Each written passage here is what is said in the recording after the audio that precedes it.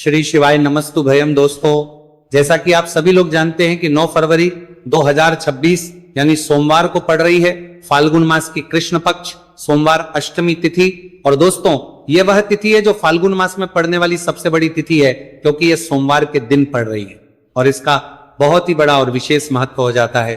पूज्य गुरु जी ने कहा है कि अगर कभी भी मौका लग जाए और फाल्गुन महीने की अष्टमी तिथि सोमवार को पड़ जाए तो आप लोगों को 3 दीपक वाला उपाय तो अवश्य ही करना चाहिए। इन दोनों का संयोग बहुत ही कम आता है। इसी के साथ में गुरुजी ने अपनी शिव पुराण कथा में बताया है कि इस दिन आपको एक 3 दीपक वाला उपाय तो आपको अवश्य ही करना चाहिए, क्योंकि ऐसा दिन पूरे साल में सिर्फ एक ही बार आता है। और दोस्तों, आप सभी लोग जानते हो कि सोमवार अष्टमी तिथि का अगर सबसे बड़ा कोई उपाय है तो वह 3 दीपक वाला है। तो दोस्तों, सोमवार अष्टमी तिथि के दिन आप लोगों को इस 3 दीपक वाला उपाय को जरूर करना है। बहुत सारे लोग होंगे जिन लोगों ने इस उपाय को ना किया हो, मतलब पूरा साल निकल गया, उन्होंने किसी भी दिन इस 3 दीपक वाला उपाय को ना किया हो। पर दोस्तों, आपके पास एक आखिरी मौका बचा हुआ है, जो कि 9 फरवरी सोमवार अष्टमी तिथि के दिन है। इस दिन आप लोगों को इस वाले उपाय को जरूर कर लेना। भले ही आपने पूरे महीने भर इस उपाय को ना किया हो, पर अगर आपने इस फाल्गुन महीने के सोमवार अष्टमी तिथि के दिन अगर इस वाले उपाय को कर लिया तो आपको इस उपाय को करने का वह फल मिलेगा जिसकी आपने कभी कल्पना भी नहीं करी होगी। इसीलिए आप लोग इस वाले उपाय को एक बार जरूर कर लेना है, ताकि आप लोगों के हाथ से यह मौका ना जा सके और आपको इस उपाय को करने का फल मिल सके। दोस्तों, यह उपाय पंडित जी अपनी अभी की ही श्री शिव महापुराण की कथा में बताया है जी। इस उपाय को आज हम आपको बहुत अच्छे से समझाने वाले हैं। इस वीडियो को देखने के बाद इस उपाय को समझने के लिए आपको कोई और वीडियो को देखने की जरूरत नहीं पड़ेगी। तो चलिए दोस्तों, उपाय को शुरू करते हैं। देखिए, ये फाल्गुन महीने के सोमवार अष्टमी तिथि के दिन ये इतना खास होता है, इतना महत्वपूर्ण होता है। देखा गया है कभी कभी बड़े बड़े पूजा पाठ अनुष्ठान जो मनोकामना पूर्ण नहीं होते, वो फाल्गुन महीने की सोमवार अष्टमी तिथि के दिन एक छोटे से उपाय करने से ही आपकी मनोकामना पूर्ण हो जाती है। और बहुत सारे लोगों ने इस उपाय को किया भी है और उनको इस उपाय को करने का फल भी जरूर मिला है। अगर आप लोग भी इस उपाय को करना चाहते हैं तो आप इस उपाय को पहले अच्छे से समझ लेना, सुन लेना, उसके बाद करना। आपको इस उपाय का फल जरूर मिलेगा और इस उपाय कर लेने से आपके घर में चाहे किसी भी प्रकार की दुख और समस्या क्यों ना चल रही हो, आपको उसका कारण भी नहीं पता है कि भाई ये समस्या किस कारण से चल रही है, उसका कुछ भी कारण हो सकता है, जैसे पितृदोष हो सकता है या किसी भी तरह का मंगल दोष भी हो सकता है। तो इस दिन आप लोगों को ये वाला उपाय कर लेना है। ये एक ऐसा उपाय है जिस उपाय को अगर किसी विशेष दिन पर किया जाए तो भाई उस विशेष दिन का जो है वो तो हमें मिलता ही मिलता है, पर हमने उस दिन पर इस उपाय को किया है तो हमें उससे भी बड़ा फल मिलता है और फल बहुत जल्दी मिलता है, क्योंकि आप इस उपाय को बहुत ही बड़े और विशेष दिन पर कर रहे हो। तो चलिए अब उपाय के बारे में बात करते हैं, लेकिन उससे पहले आप लोगों को यह जानना आवश्यक है कि आखिर यह उपाय किस समय करना है, किसको करना है और कैसे करना है। तो चलिए हम आगे आपको वीडियो में एक एक करके बता देते हैं, लेकिन उससे पहले अगर आप लोग हमारे चैनल पर पहली बार आए हैं या फिर मेरी आज पहली बार सुनना करते हैं रहे हैं तो हमारे चैनल को सब्सक्राइब जरूर कर लेना और इस वीडियो को लाइक करके कमेंट बॉक्स में श्री शिवाय नमस्तु भयम ओम नमः शिवाय जरूर टाइप कर देना। तो दोस्तों, इस 3 दीपक वाला उपाय को हमें इस सोमवार अष्टमी तिथि के दिन कैसे करना है, किसको करना है, किस समय करना है और कहां पर करना है, ये सारे सवालों के जवाब आपको इस वीडियो में मिल जाएंगे। और जो ये वीडियो देखेगा भाई, उसको 3 दीपक वाला उपाय करना चाहिए, क्योंकि इस दिन 3 दीपक वाला उपाय का भी बहुत ही बड़ा और विशेष महत्व होता है। और जब बात आ जाए 3 दीपक वाला उपाय की तो ये सोने पे सुहागा वाली बात हो जाती है और ये एक बहुत ही बड़ा उपाय हो जाता है इस सोमवार अष्टमी तिथि का। तो अब दोस्तों, इस 3 दीपक वाला उपाय को आखिर करना किसको है, सबसे पहले हम लोग वो बात जान लेते हैं। तो देखो, घर की जो बड़ी माताएं बहनें होती हैं, माताओं बहनों में से कोई एक बड़ी माता बहन इस वाले उपाय को कर सकती है। और दोस्तों, अगर आप चाहें तो अपने घर में से सभी सदस्यों को भी इस उपाय को करवा सकते हैं। अगर किसी व्यक्ति की खुद की कोई मनोकामना है, खुद की कोई दुख और परेशानी है जो कि वो अपने लिए ही करना चाहता है, इस वाले उपाय को तो वो खुद अपने लिए भी कर सकता है। बाकी अगर कोई घर में से ऐसा है जो कि अपने पूरे घर परिवार की सुख और शांति के लिए ये वाला उपाय करना चाहता है, भाई वो भी कर सकता है, उसमें भी कोई दिक्कत वाली बात नहीं है। कहने का मतलब यह है कि इस उपाय को हर एक सदस्य भी कर सकता है और पूरे घर परिवार के सदस्य के लिए घर की बड़ी माताओं बहनों में से कोई एक माता बहन भी कर सकती है। माताएं बहनें अगर घर में उपस्थित ना हो या वो ये वाला उपाय ना कर पा रही हो तो फिर घर का कोई बड़ा सदस्य भी इस 3 दीपक वाला उपाय को कर सकता है, चाहे फिर वह पुरुष ही क्यों ना हो, उसमें भी दिक्कत वाली बात नहीं। उसके बाद में दोस्तों जो अगला प्रश्न निकल कर आता है वो यह आता है, इस उपाय को लेकर के आखिर इस उपाय को हमें किस समय करना है, सुबह के समय करना है कि शाम के समय करना है? तो देखो इस वाले उपाय को आप लोग सुबह के समय भी कर सकते हो और शाम के समय प्रदोष काल में भी कर सकते हो। अब अगर आप पूछो कि भाई सब सबसे उत्तम समय कौन सा रहेगा इस 3 दीपक वाला उपाय को करने का, तो हम आपसे बस यही कहा कि इस उपाय को आप सुबह के समय करेंगे तो ज्यादा बेहतर होगा। बाकी अगर प्रदोष काल शाम के समय भी करेंगे तो भी अच्छा होगा, उसमें कोई भी दिक्कत वाली बात नहीं है। तो अब दोस्तों जो अगली सबसे बड़ी और महत्वपूर्ण बात आती है वो ये आती है कि सुबह अगर हम उपाय को करेंगे तो हमें कितने बजे से लेकर कितने बजे तक के बीच में करना है, और शाम के समय प्रदोष काल में करेंगे तो हमें कितने बजे से लेकर कितने बजे के बीच में करना है। तो देखो सुबह जितनी जल्दी हो सके आप उपाय को करने की कोशिश करना। बाकी अगर किसी कारणवश लेट भी हो जाओ, थोड़ी देर भी हो जाए तो 10 या 11 बजे तक भी आप उपाय कर लेना, पर 12 बजे से ज्यादा देरी ना हो, ठीक है, इस बात का ध्यान रखना। उसके बाद में दोस्तों अगर शाम के समय प्रदोष काल की बात करें, प्रदोष काल का जो समय है होता है वो शाम के 6 बजे से शुरू हो जाता है।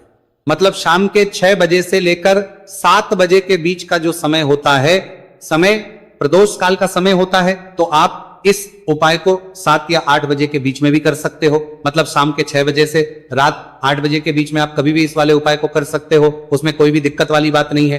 देखिए आज के इस पूरे वीडियो में हम 3 महा उपायों के बारे में जानेंगे जो कि आपकी अलग अलग मनोकामना की पूर्ति के लिए होने वाले हैं।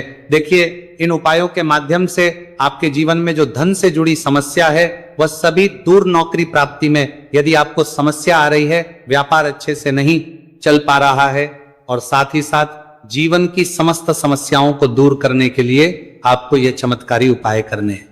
चलिए दोस्तों जान लेते हैं पहले महा उपाय के बारे में। देखिए दोस्तों यदि आपकी ऐसी कोई भी मनोकामना जो परिपूर्ण नहीं हो पा रही है, आप उपाय कर कर के थक चुके हैं, लेकिन आपको ऐसा लगने लगा है कि महादेव आपकी सुन ही नहीं रहे हैं, या फिर आपके घर में धन को लेकर बहुत ही अधिक समस्या है, और यदि आप चाहते कि घर में हमेशा सुख समृद्धि बनी रहे, देखिए दोस्तों इस उपाय को करने के लिए सबसे पहले तो आपको एक पीपल का पत्ता लेना होगा। देखिए अष्टमी तिथि का दिन है तो आप इस दिन पीपल का पत्ता पीपल के वृक्ष से तोड़ सकते हैं, और साथ ही साथ सोमवार के दिन और साथ ही साथ अष्टमी तिथि के इस महासंयोग में यदि आप इस उपाय को करते हैं तो इस उपाय का आपको 4 गुना फल प्राप्त होने वाला है।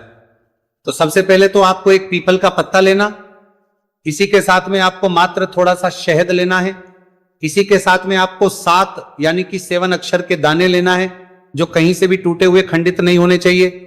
इसी के साथ में आपको लेने होंगे 1 चुटकी काले तिल। काले तिल आप 11 भी ले सकते, 21 भी ले सकते, 51 भी ले सकते हैं, जितने भी आपके पास है उतने ले सकते हैं। देखिए दोस्तों आपके पास जो पीपल का पत्ता है, सबसे पहले तो उस पीपल के पत्ते पर आपको शहद की 7 रहे बिंदियां लगानी। देखिए गुरुजी यहां पर एक विशेष जानकारी दी है कि जब भी आप ये 7 बिंदियां लगाएंगे तो आपको अपनी जो भी विशेष मनोकामना है उसे मन में सोचते रहना है। अब दोस्तों आपके पास जो 7 चावल के दाने हैं उन्हें आपको उसी पीपल के पत्ते के ऊपर रख देना है। देखिए दोस्तों जब आप 7 चावल के दाने पीपल के पत्ते पर रखेंगे तो आपको अपना नाम और अपनी गोत्र को मन में बोलना है। अब इसी पीपल के पत्ते के ऊपर आपके पास जो 1 चुटकी काले तिल है उसे भी आपको रख देना है।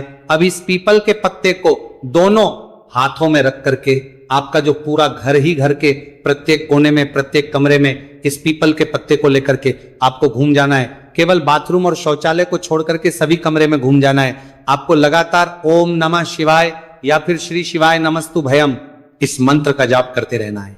अब दोस्तों इस पीपल के पत्ते को लेकर के सीधे आपको पहुंच जाना है किसी भी बहते हुए जल में, सरोवर के पास। वहां पर अपना नाम और अपनी गोत्र को बोलते हुए और अपनी जो विशेष मनोकामना है उसे बोलते हुए इस पीपल के पत्ते को आपको जल में प्रवाहित कर देना है। देखिए दोस्तों, गुरुदेव ने बताया है कि यदि आपके घर के आसपास कोई भी नदी, तालाब, सरोवर नहीं है तो इस पीपल के पत्ते को आप पीपल के वृक्ष के नीचे या फिर बेलपत्र के वृक्ष के नीचे भी रख करके आ सकते हैं। वहां पर भी आपको अपना नाम और अपनी गोत्र बोलना है और अपनी मनोकामना को बोलते हुए वापस आपको अपने घर आ जाना है। गुरुजी ने बताया है कि जो भी व्यक्ति 9 फरवरी फाल्गुन मास की सोमवार अष्टमी तिथि पर इस उपाय को कर लेता है, उसकी सारी कामनाएं स्वयं हमारे महादेव परिपूर्ण करते हैं। अब दोस्तों, हम जाने को प्रभारी परिपूर्ण करते हैं, लेते हैं दूसरे विशेष उपाय के बारे में। देखिए, इस उपाय के माध्यम से आपके घर में सुख, शांति, समृद्धि और धन संपदा हमेशा बढ़ती रहेगी। आपका जो दुर्भाग्य है वो दूर होगा। माता लक्ष्मी हमेशा आपसे प्रसन्न रहेगी। देखिए, इस उपाय के लिए आपको 3 दीपक लेने हैं। देखिए, पहला जो दीपक है वो आपको गोल बाती वाला दीपक लेना है और इस दीपक के अंदर आपको गौ माता का शुद्ध देसी घी डालना है। और जो अन्य 2 दीपक हैं वो आपको लंबी बाती के तैयार करने हैं और इन दोनों दीपक के अंदर भी आपको गौ माता का शुद्ध घी प्रयोग करना है। तो एक दीपक आपको गोल बाती का तैयार करना है, 2 दीपक आपको लंबी बाती के तैयार करने। देखिए, गुरुदेव ने एक जानकारी दी है कि यदि जो आप लंबी बाती के 2 दीपक है उन्हें आटे के बनाते हैं तो इसका फल आपको 6 गुना प्राप्त होता है। अगर आप आटे का दीपक नहीं बना सकते हैं तो मिट्टी के दीपक ले सकते हैं, लेकिन गुरुजी ने बताया है कि आ का दीपक बनाएंगे तो आपको इसका 4 गुना फल प्राप्त होगा। अब दोस्तों, इन दीपक को आपको प्रज्वलित नहीं करना है। तीनों दीपक को सबसे पहले तो आपको लेकर के पहुंच जाना है, इससे 4 गुना फल प्राप्त होगा। 9 फरवरी फाल्गुन मास सोमवार अष्टमी तिथि पर बेलपत्र के वृक्ष के नीचे, अब जो आपके पास गोलबाती का दीपक है, सबसे पहले तो उसे आपको बेलपत्र के वृक्ष के नीचे प्रज्वलित करना है। दीपक के नीचे आपको आसन के रूप में चावल के दाने रख देना है। तो पहला गोल बाती का दीपक आपको बेलपत्र के वृक्ष के नीचे प्रज्वलित करना है। अब जो 2 दीपक बचे हुए हैं उन्हें आपको अपने घर पर लेकर के आना है। घर में जब भी आप प्रवेश करेंगे तो आपके सीधे तरफ आपको जो लंबी बाती का दीपक है इसे प्रज्वलित करना है। यानी कि मुख्य द्वार में जब भी आप प्रवेश करते हैं तो आपके सीधे हाथ की तरफ लंबी बाती का दीपक आपको प्रज्वलित करना है। इस दीपक के नीचे भी आपको आसन के रूप में कुछ ना कुछ अवश्य लगाना है। और तीसरा जो लंबी बाती का दीपक है उसे आपको अपने घर के मंदिर में माता लक्ष्मी के सामने प्रज्वलित कर देना है। ध्यान रखना, दीपक की जो बत्ती है उसका मुख आपको उत्तर दिशा की रखना है। गुरुदेव ने बताया है कि जब भी आप तीनों दीपक को प्रज्वलित करेंगे तो उनमें आपको एक एक कमल गट्टा भी डालना है। देखिए, इस उपाय का महत्व क्या है। जब भी आप बेलपत्र के वृक्ष के नीचे एक दीपक प्रज्वलित करेंगे तो वहां पर माता लक्ष्मी का निवास होता है। और दूसरा दीपक जो आप अपने घर के मुख्य द्वार पर लगाएंगे तो माता लक्ष्मी आपके मुख्य द्वार तक आएंगी।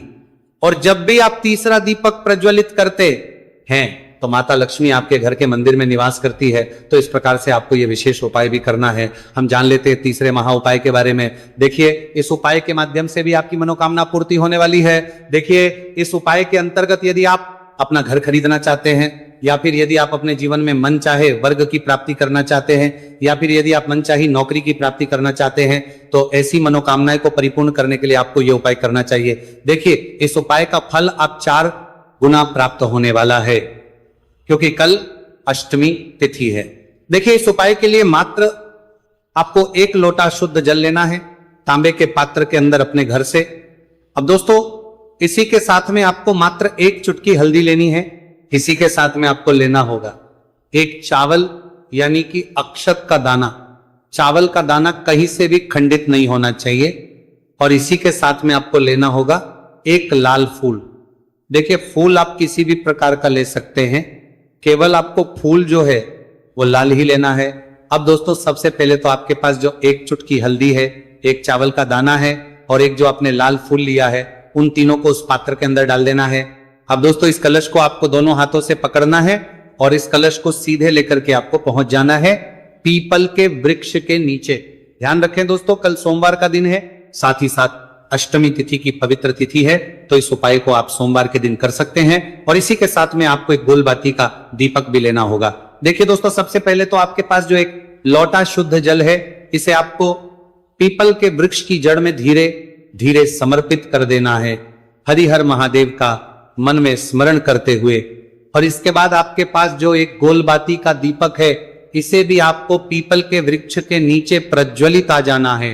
गुरुजी ने बताया है कि जो भी व्यक्ति इस उपाय को इस प्रकार से कर लेता है उसके जीवन में सारी मनोकामनाएं इस फाल्गुन मास के अंदर परिपूर्ण होती हैं। तो दोस्तों, ये थे पूज्य गुरुजी द्वारा बताए गए कुछ बहुत ही खास उपाय। अगर आपको जानकारी अच्छी लगी हो तो वीडियो लाइक करिएगा। मिलते हैं फिर एक नए वीडियो के साथ। श्री शिवाय नमस्तु भयम। पूरे साल भर इस उपाय को ना किया हो, पर अगर आपने इस मार्गशीर्ष महीने में, तो आपको इस उपाय को करने का वो फल मिलेगा जिसकी आपने कभी कल्पना भी नहीं करी होगी।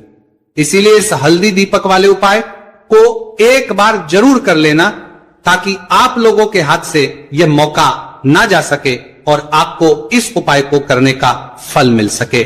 दोस्तों, ये उपाय पंडित जी ने अपनी अभी की ही शिव महापुराण की कथा में बताया है, जो इस उपाय को आज हम आपको बहुत अच्छे से समझाने वाले हैं। इस वीडियो को देखने के बाद इस उपाय को समझने के लिए आपको कोई और वीडियो को देखने की जरूरत नहीं पड़ेगी।